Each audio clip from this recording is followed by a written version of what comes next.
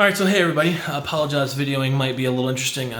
In a weird place here trying to do some work, but you'll see I got my trusty science counterpart Maverick. He's going to be doing the best he can to not mess with things until I tell him to. You roll his eyes. Okay, so if we move forward here, so what we're going to talk about next is magnets. Basic ins and outs of magnets is this. As you guys might know, you have a magnet with a north pole and a south pole.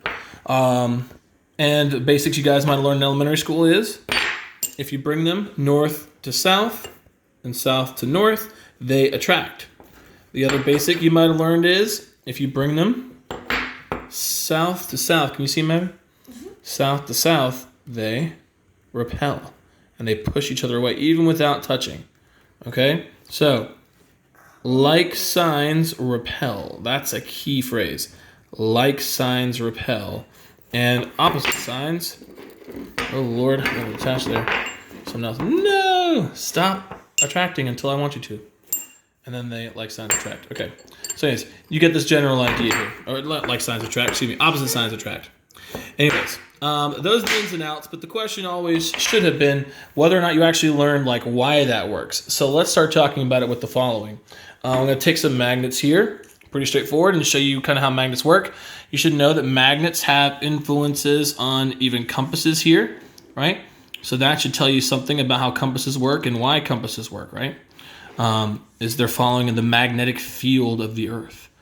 All right, so let's talk about why there's a magnetic field in the Earth. First, you look at this. This is an iron nail. You can see the rust on it. When I bring this next to the iron nail, whoop, it's attracted, and we're good, right? Bring it next to the iron washer, boom, attracted, no problem. Over here, the iron paperclip, easy enough. Get off of here. But when we bring it over here next to this, one of the first things we do with magnets typically is let you guys play with them. And if you play with magnets, if you have a refrigerator magnets at home, this might be a good thing for you to do. But you'll notice it won't work on this. And that's weird. Like, that's a piece of metal, right? Don't magnets work on metal? Not all metal, unfortunately. There's only 3 kinds of metals that can be magnetic. All right? And the 2 main ones you're going to want to know about, you might remember from 6th grade. Over here, we have iron, right? The iron nail. Okay? Oh, Lord. Stupid, super strong magnets. All right, and then over here, we have nickel, which is also, this is nickel neodymium magnets here, I believe. But, excuse me, you can see how that passes all the way down through the entire lane there, okay? So, only certain kinds of metals can be magnetic. And the reason that's the case is because magnets have certain properties, okay? If you look down here at my trusty little guide, an object that is not magnetic, like let's say this coin right here, okay? Like the zinc, I think it's primarily zinc. But anyways, it's not a magnetic material, which means there aren't any of these things over here you'll see on these 2.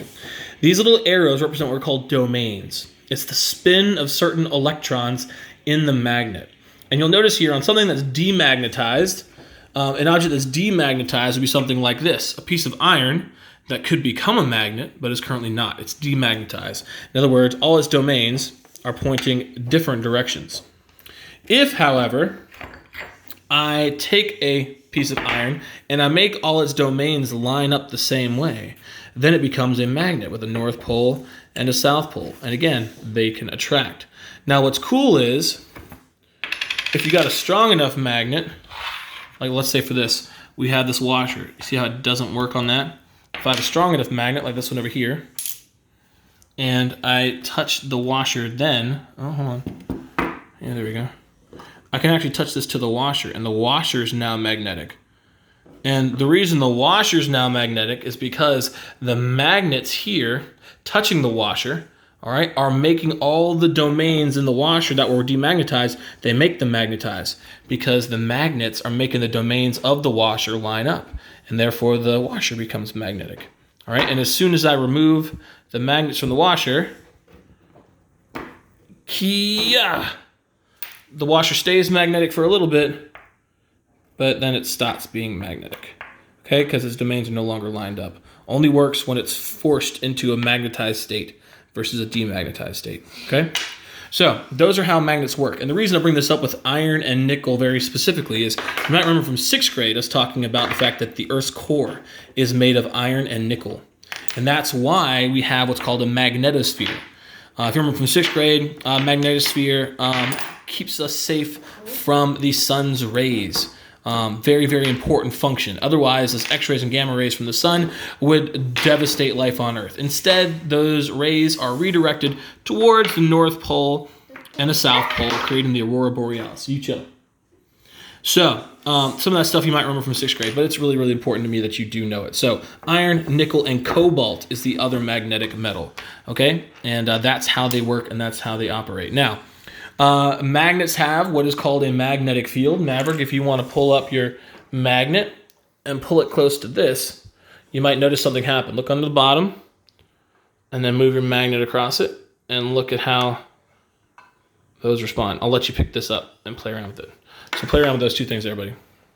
Okay, for you guys following along at home, I doubt you have iron filings, but you can make it from an iron nail, and you can shave it down a little bit. But when I put this on here like this, you might notice on this side, we get a huge response from the iron filings, basically filed, shaved down pieces of metal, which you can do with a file. But anyways, you can see the magnetic fields erupting from this. So magnetic fields are the areas that magnets influence, even if you can't see them, okay? They may not be visible to your eye, but they exist. And they exist all around this magnet. See, it's not even touching anymore, but you can still see the effects of the field, okay? So that's going to be very important for later. Magnets have magnetic fields, and they can influence other particles, as you can see here. Okay, so magnets, magnetic fields.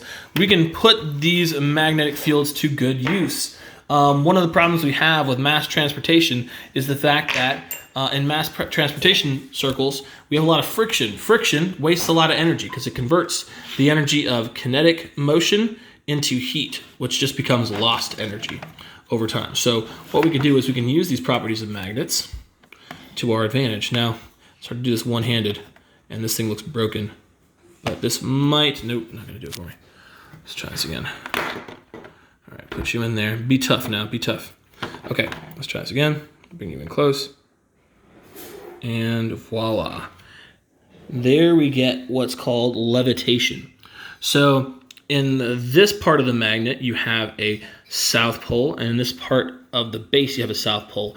And like signs repel. So what this little magnet is doing here is it's floating in the air over the surface through this levitation process, okay? Which I know you guys have done since 6th grade. But if we can levitate an object off the ground, you remove a lot of the friction other than air resistance to its motion. And so a lot of the really fast trains in Europe and Japan, for example, they make use of this idea of magnetic levitation. They're called maglev trains. You may have heard the term maglev before. Maglev, magnetic levitation. Okay, let me see. Is there anything else magnet-wise I want to discuss? I think that's pretty much it. And so the big thing I need you to understand before we get to our next lesson on static electricity is that like signs repel, opposite signs attract. And then the big thing for later on, that's our next day, our last day's lesson, which has to do with electromagnets. You can't understand electromagnets if you don't understand this idea of domains. Not a magnetic object, demagnetized, the domains are all misaligned, and then magnetized, all the aligned ones. So, for example, a piece of wood like this would be not magnetic because it has no domains, okay? This paperclip would be demagnetized iron. It's got domains, they're just not lined up, okay? And then an actual magnet would be magnetized because all the domains are lined up. But again, I can make a piece of iron become magnetic simply by, you get the idea, touching it to something that is magnetized. So, those are the ins and outs of magnetism. Hope it makes a little bit of sense. It's a lot of fun when we do it in person, and I wish I had that opportunity with you, and I'm sad that we don't. So if you got some fridge magnets at home, you want to play around with them and try these things, I encourage you to do so. Otherwise, have a wonderful day.